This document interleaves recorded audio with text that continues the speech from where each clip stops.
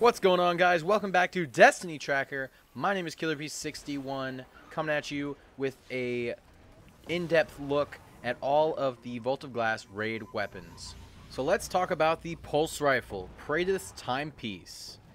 The second member of the very low impact class of Pulse Rifles, brought back with the Age of Triumph.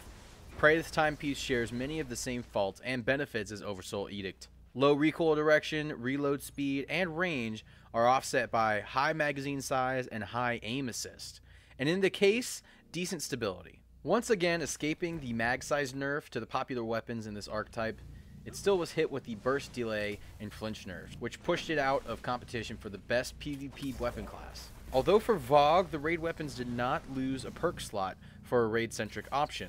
In Freitas Timepiece's case, it might as well have. It's very nearly a god roll with Red Dot, AOS, Head Seeker, and Perfect Balance in the first three columns, but then in the last column we have one of the worst PvP perks in existence, Secret Round. Basically what this perk does is if you miss any bullet in the burst, it fires a fourth one at the end. What this means is normal gameplay is that you miss your burst or part of it and then have to wait an extra 2 frames before you can fire again, since the gun is basically wasting an extra round for you. The only times this has ever helped me in PvP were when I somehow missed the first shot of a burst but then hit the next 3, and realistically most of the time it just threw off my timing and accuracy. When I get this weapon, I will not be upgrading the final node, and I recommend you do the same because other than that, it's a very good weapon. The highly sought after hand cannon, Fatebringer. Perhaps one of the most famous weapons in Destiny history, the Fatebringer has long been considered the premier hand cannon for PvE players, even if it's subpar for PvP due to the lack of range perks. High mag size and one of the best perk combinations in the game help this weapon excel at minion cleanup, which is where Fatebringer has earned its reputation.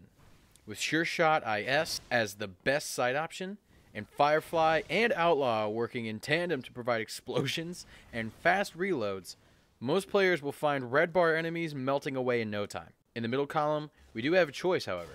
Single point sling is very nice for the boost to low equip speed, but some people like explosive rounds to double up on the fiery capabilities and for the bonus damage.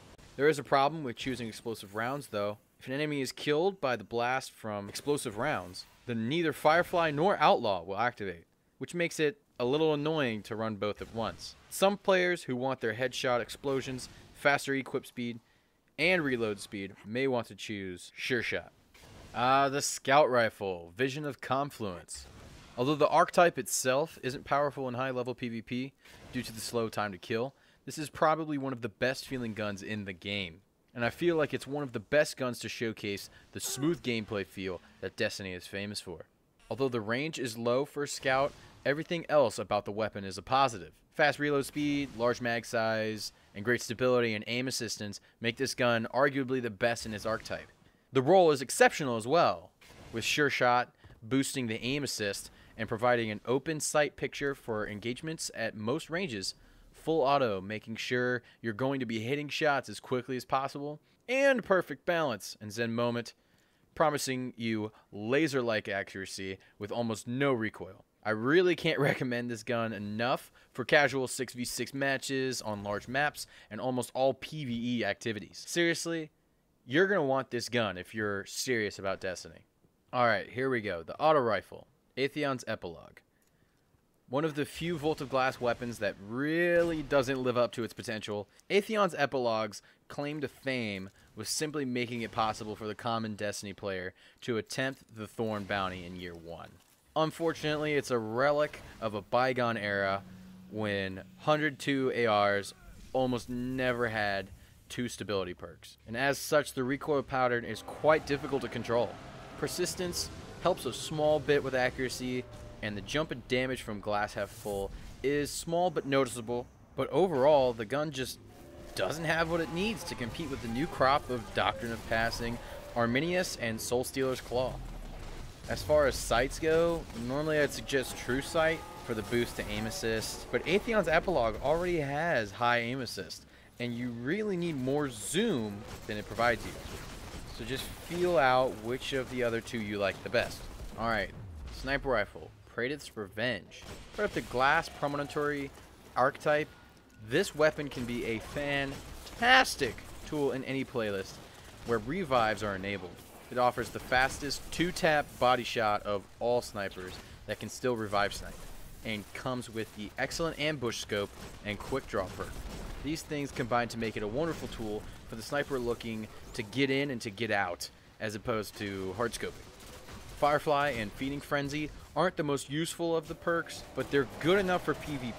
In terms of stats, the gun struggles a lot with aim assist, but its stability and inventory are both fantastic. Okay, the Found Verdict. What used to be one of the most powerful shotguns in the game has been mostly relegated to a slightly more niche status. There's still something to be said about the combination of aggressive ballistics, send it, and full auto, which lends itself to a very enjoyable playstyle in both PvE and PvP. The weapon won't deal quite as much damage as perfectly rolled Matador or Party Crasher, nor will it have as tight of a spread, but thanks to full auto, it will shoot much faster with only a minimal penalty to accuracy. A high mag size helps out too, and fast reload speed makes using final round a bit less of a gamble, but the gun's poor equip speed and aim assist hurt it a bit. The Praetorian Foil, that face I make when I realize this gun is basically a carbon copy clone of the Darkblade Spite in terms of stats. Fortunately, that means it's a heavy-hitting 4-bolt killer. Unfortunately, that means the aim assist, charge rate, and stability are atrocious. In terms of perks, it actually has a very nice set with 2 sights that I like in True Sight and ORES, as well as the choice between Perfect Balance or Send It. Send It is generally recommended for those users who are comfortable manually controlling the bolt spread of fusions, while Perfect Balance is better for less experienced players. In the second column, we get Glass Half Full, which is an interesting but mostly useless perk on a fusion rifle. And then Reactive Reload in the last slot, which is pretty helpful. Long considered one of the rarest guns in the game, I'm definitely looking forward to giving it a spin. Zen Vengeance. One of the rocket launchers I'll be trying very hard to get. The Hezen Vengeance has a near perfect roll on a near perfect PvP platform. Very high blast radius and the ability to massively boost velocity almost to match, combined with guaranteed tripod, makes this launcher exactly 1 slot away from being perfect.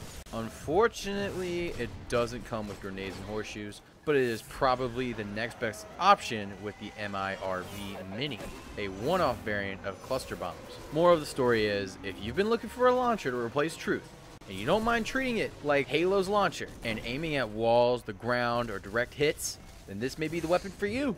I just don't recommend trying to rocket jump. Alright, enough jokes. Corrective Measure. While stat-wise, this gun isn't the king of the court by any means, it does offer the perfect perk combination for the ammo-savvy consumer. Field Scout and Surplus. I'm not sure I would recommend this gun in PvP, simply because there are so many other options with better stats and more useful perks. But in PvE, I'm not sure it can be beat. The bag size is large enough to put a steady stream of lead downrange, and the reload speed is fast enough to mean you won't be out of the fight for long when you do need to reload. Average aim assist and recoil direction don't stand out, but they won't hinder you at the least. Truthfully, the only part of this gun that would be fighting you is the stability. And if you choose to run heavy or machine gun ammo, armor perks, you can bypass Field Scout and you use Perfect Balance instead. So there you go. There are our recommendations for the Vault of Glass. That should give you all you need to know as far as what you need to keep and what you need to get rid of. Once again, my name has been KillerB61. You can find me on Twitter at Amin_Lamkita or on YouTube at K&K Media. We have a comedy-based gaming channel. Have a lot of fun over there. I encourage you to go check it out. Leave a like on the video to let me know you enjoyed it. Subscribe if you haven't already. Hit the little bell icon so you can be part of the notification crew and stay up to date on all of our Destiny videos. Leave a comment for what you are the most excited for to get out of the Vault of Glass. And I will see you in the next one.